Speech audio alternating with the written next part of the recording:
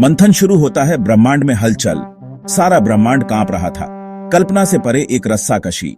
देवता और दानव अमृता के लिए संघर्ष में बंद। दांव पर अमृता का अमृत जो ब्रह्मांड सागर की गहराई में छिपा है। मंदराचल पर्वत, मंथन का दंड निरंतर घूम रहा था। वासुकी नागराज ने रस्सी का काम किया। समुद्र मंथन शुरू हो गया था। सागर गरजा, ऊंची और भयंकर लहरें अस्तित्व के किनारों पर टकराईं। मंथन ने न केवल ब्रह्मांडीय समुद्र को बल्कि ब्रह्मांड के ताने बाने को ही मथ दिया। गहराई से खजाने निकले, कामधेनु गाय, ऐरावत हाथी, और फिर वह प्रकट हुआ। अमृता का अमृत, किसी भी कीमत पर एक इनाम। अमृत, अमृता का रस, एक झिलमिलाता प्याला जिसे धन्वंतरी दिव्य चिकित्सक ने ऊपर उठा रखा था। देवता और दानव अपना संघर्ष क्षण भर के लिए भूलकर इसे लालच से देखते थे। अमृता, असीम शक्ति, यह मारने लायक इनाम था। लेकिन ब्रह्मांड के पास एक और आश्चर्य था। हवा भय से भर गई। मंथन के भंवर से एक अंधेरा फैलने लगा, एक ऐसा अंधेरा जो किसी और जैसा नहीं था। दानव पीछे हट गए, उनका लालच पल भर के लिए भूल गया। देवता कांप उठे, उनके चेहरे भय से भर गए। यह कोई साधारण खजाना नहीं था, यह मृत्यु थी। हलाहल का उदय, सबको निगल जाने वाला अंधेरा। यह कोई साधारण अंधकार नहीं था, बल्कि एक ऐसा अंधकार था जो हर चीज को अपने में समा लेने की क्षमता रखता था। हलाहल, अस्तित्व में सबसे घातक जहर। यह जहर इतना प्रबल था कि इसके संपर्क में आने वाली हर चीज को नष्ट कर सकता था। यह केवल एक रासायनिक पदार्थ नहीं था, बल्कि एक विनाशकारी शक्ति थी। यह समुद्र से उठा विषैले धुएं का एक घूमता हुआ बवंडर। समुद्र मंथन के दौरान यह जहर समुद्र की गहराइयों से ऊपर उठाया, मानो किसी प्राचीन बुराई ने जागृत होकर अपना प्रकोप फैलाना शुरू कर दिया हो। जिस हवा को इसने छुआ वह मुरझा गई और मर गई। यह जहर इतना शक्तिशाली था कि इसके संपर्क में आने वाली हर चीज, चाहे वह जीवित हो या निर्जीव, तुरंत नष्ट हो जाती थी। इसके अशुभ प्रभाव में धरती फट गई और कराह उठी। यह जहर केवल जीवित प्राणियों को ही नहीं, बल्कि पृथ्वी को भी प्रभावित कर रहा था। धरती की सतह फटने लगी और उससे दर्द भरी आवाजें आने लगी। देवता और दानव अपना ब्रह्मांडीय संघर्ष भूलकर आने वाले कयामत को डर के मारे देखते रहे। वे सभी जो पहले एक दूसरे के कट्टर दुश्मन थे, अब इस विनाशकारी जहर के सामने एकजुट हो गए थे। जहर फैल गया, विनाश का एक अजेय ज्वार। यह जहर किसी भी बाधा को पार कर सकता था और इसके रास्ते में आने वाली हर चीज को नष्ट कर सकता था। देवता भय से चीख पड़े। वे जो कभी अजेय माने जाते थे, अब इस जहर के सामने असहाय महसूस कर रहे थे। असुरों ने पहली बार भय को जाना। वे जो कभी किसी चीज से नहीं डरते थे, अब इस जहर के सामने कांप रहे थे। यहां तक कि मंथन भी बंद हो गया। देवता और दानव भी जारी रखने के लिए बहुत डर गए थे। यह जहर इतना भयानक था कि उसने समुद्र मंथन की प्रक्रिया को भी रोक दिया।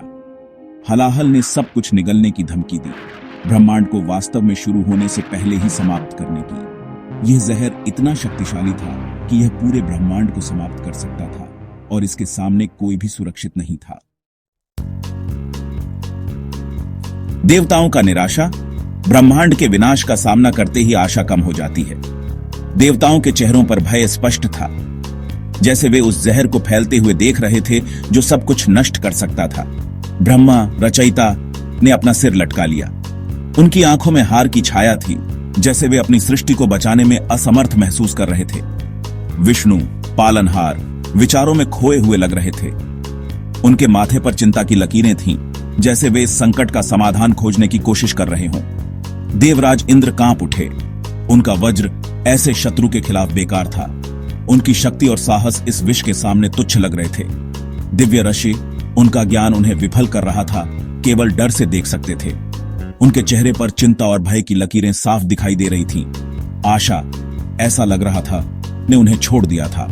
देवताओं के चेहरों पर निराशा की गहरी छाया थी, जैसे वे किसी चमत्कार की प्रतीक्षा कर रहे हों। जहर आगे बढ़ा, अथक, कठोर। यह विष जो सब कुछ नष्ट करने पर तुला हुआ था, धीरे धीरे और निश्चित रूप से फैल रहा था। तभी ब्रह्मा बोले। उनकी आवाज भय से भारी थी। हमारे पास समय बहुत कम है, उन्होंने कहा। हमें तुरंत कुछ करना होगा। केवल शिव ही, उन्होंने कहा, अब हमें बचा सकते हैं। शिव, जो ध्यान में लीन थे, उनकी दिव्य आभा से घिरे हुए थे। अब इस संकट का सामना करने के लिए तैयार थे। सभी की निगाहें उत्तर की ओर, संहारक के निवास की ओर मुड़ गई। विस्मृति के सामने उनकी आखिरी उम्मीद। कैलाश पर्वत की ओर देखते हुए देवताओं की आंखों में एक नई आशा की किरण चमक उठी। शिव का हस्तक्षेप, संहारक रक्षक बन जाता है। एकत्रित देवताओं और दानवों पर सन्नाटा छा गया। फिर एक नीली रोशनी ने क्षितिज को भर दिया। शिव, संहारक, मंगलकारी आ गए। उनकी आंखें, जो आमतौर पर ब्रह्मांडीय अग्नि से धधकती रहती थीं, एक भयानक उदासी से भर गई थीं। उन्होंने देखा था कि उन सबका क्या इंतजार है। उन्होंने संकोच नहीं किया।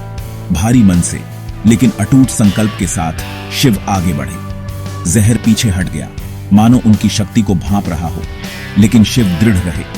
वह जानते थे कि उन्हें क्या करना है। ब्रह्मांड के लिए, सारी सृष्टि के लिए वह अंतिम बलिदान देंगे। नीलकंठ, जहर शिव को बदल देता है। शिव ने अपना हाथ जोड़ लिया और घातक हलाहल उसमें बह गया, विषैली ऊर्जा का एक घूमता हुआ द्रव्यमान। देवताओं और दानवों ने स्तब्ध मौन में देखा, क्योंकि उन्होंने जहर को अपने होठों तक उठाया और फिर उसने पी लिया। ब्रह्मांड ने अपनी सांस रोक रखी थी। जहर जल गया, एक भीषण पीड़ा जिसने किसी अन्य प्राणी को भस्म कर दिया होता। लेकिन शिव ने सहन किया।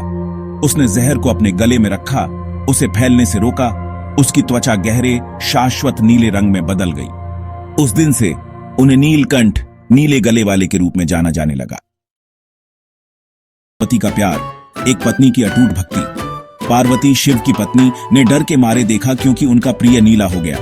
बिना किसी हिचकिचाहट के उसने अभिनय किया। एक स्पर्श से उसने उसका गला बंद कर दिया, जिससे जहर को और फैलने से रोका जा सके। उसका प्यार भयंकर और अटूट, जहर को दूर रखता था, भक्ति की शक्ति का प्रमाण। शिव ने अपनी आंखें खोली। उनमें आग मंद लेकिन बुझी नहीं थी। उन्होंने अपने प्रिय की ओर देखा। उनका हृदय कृतज्ञता से भर गया। उसके प्यार ने उसे बचाया था, ब्रह्मांड को बचाया था। साथ में उन्होंने परम अंधेरे का सामना किया और विजयी हुए। एक बचा हुआ ब्रह्मांड शिव के बलिदान से संतुलन बहाल होता है। हलाहल शिव के गले में समाया हुआ अब ब्रह्मांड को नुकसान नहीं पहुंचा सकता था। खतरा टल गया था। देवता और दानव जो उन्होंने देखा था, उससे विनम्र होकर अपना मंथन फिर से शुरू कर दिया। अमरता के लिए उनका संघर्ष अब ऐसे बलिदान के सामने क्षुद्र लग रहा था। मंथन जारी रहा और अंततः अमृत निकला। लेकिन ब्रह्मांड हमेशा के लिए बदल गया था। शिव के निस्वार्थ कार्य ने संतुलन बहाल कर दिया था, दिखाया था कि विनाश के सामने भी हमेशा आशा होती है। एक कालातीत सबक, शिव के बलिदान का स्थायी संदेश। शिव द्वारा हलाहल पीने की कहानी साहस, निस्वार्थता और प्रेम की एक कालातीत कहानी है। यह कहानी हमें यह भी सिखाती है कि जब हम अपने जीवन में कठिनाइयों का सामना करते हैं, तो हमें अपने भीतर की ताकत और साहस को पहचानना चाहिए। शिव ने अपने जीवन को खतरे में डालकर दूसरों की भलाई के लिए जहर पिया, और यह हमें यह याद दिलाता है कि सच्चा बलिदान क्या होता है। यह हमें याद दिलाता है कि सबसे अंधेरे समय में भी हमेशा प्रकाश होता है, हमेशा आशा होती है। जब हम अपने जीवन में कठिन समय से गुजरते हैं, तो हमें यह नहीं भूलना चाहिए कि हर अंधकार के बाद उजाला आता है। शिव की कहानी हमें यह सिखाती है कि हमें कभी हार नहीं माननी चाहिए और हमेशा आशा की किरण को थामे रहना चाहिए। यह हमें सिखाता है कि सच्ची ताकत शक्ति में नहीं, बल्कि बड़े अच्छे के लिए बलिदान करने की इच्छा में है। शिव का बलिदान हमें यह सिखाता है कि हमें अपने स्वार्थ को त्याग कर दूसरों की भलाई के लिए काम करना चाहिए। यह बलिदान ही हमें सच्ची ताकत और साहस प्रदान करता है। जहर पीने का शिव का कार्य उन चुनौतियों का एक शक्तिशाली रूपक है जिनका हम अपने जीवन में सामना करते हैं। यह हमें यह भी सिखाता है कि जब हम अपने जीवन में कठिनाइयों का सामना करते हैं, तो हमें धैर्य और साहस के साथ उनका सामना करना चाहिए। शिव ने अपने जीवन को खतरे में डालकर दूसरों की भलाई के लिए जहर पिया, और यह हमें यह याद दिलाता है कि सच्चा बलिदान क्या होता है। हम सभी के पास निगलने के लिए अपने जहर हैं, जीतने के लिए अपने राक्षस हैं। जीवन में हर किसी को अपनी अपनी चुनौतियों का सामना करना पड़ता है, और हमें अपने भीतर की ताकत और साहस को पहचानना चाहिए। शिव की कहानी हमें यह सिखाती है कि हमें कभी हार नहीं माननी चाहिए और हमेशा अपने लक्ष्यों की ओर बढ़ते रहना चाहिए। लेकिन शिव की कहानी हमें याद दिलाती है कि हम अकेले नहीं हैं। जब हम अपने जीवन में कठिनाइयों का सामना करते हैं, तो हमें यह याद रखना चाहिए कि हमारे पास हमेशा मार्गदर्शन और समर्थन के लिए कोई न कोई होता है। शिव की कहानी हमें यह सिखाती है कि हमें हमेशा अपने प्रियजनों और दोस्तों का समर्थन लेना चाहिए। साहस, करुणा और प्रेम से हम भी किसी भी बाधा को पार कर सकते हैं। शिव की कहानी हमें यह सिखाती है कि हमें हमेशा अपने भीतर की ताकत और साहस को पहचानना चाहिए और दूसरों की भलाई के लिए काम करना चाहिए। यह कहानी हमें यह भी सिखाती है कि हमें हमेशा अपने लक्ष्यों की ओर बढ़ते रहना चाहिए और कभी हार नहीं माननी चाहिए।